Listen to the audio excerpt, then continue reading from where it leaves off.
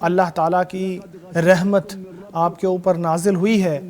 دیکھو بہت سی بھلائیاں، بہت سی برکتیں، بہت سی نیکیاں آپ کو مل گئی ہیں جن کے اثرات کی انتہا اللہ ہی جانتا ہے جو کہ زمین و آسمان کا پروردگار ہے۔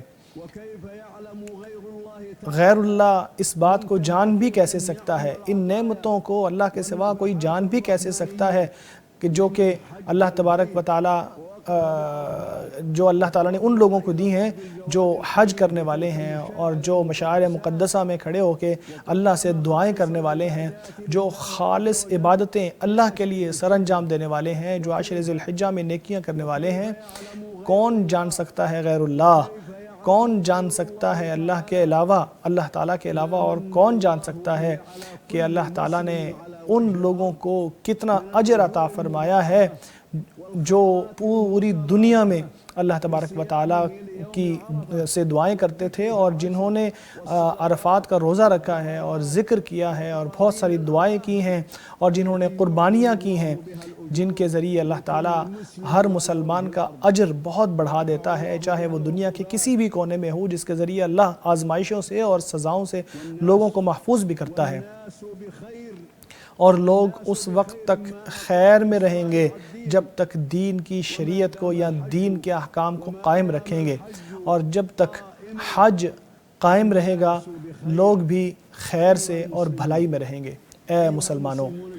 اے سب مسلمانوں، دیکھیے نیکیوں کے دن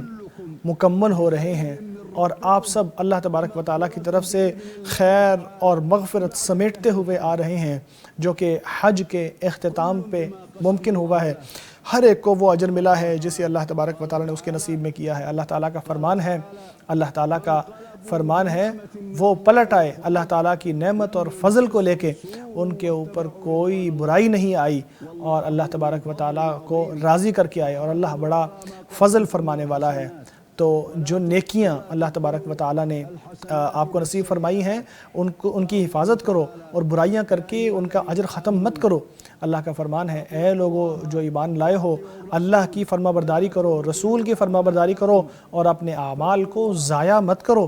تو اللہ سے دعائیں کرو اپنے لیے بھی، اور تو اللہ سے دعائیں مانگو اپنے لیے بھی اور اپنے حکمرانوں کے لیے بھی کہ اللہ تعالیٰ سب کو بہت بھلائی اور خیر عطا فرمائے، اور سارے مسلمانوں کے لیے بھی کہ اللہ سب کو دین پر استقامت نصیب فرمائے۔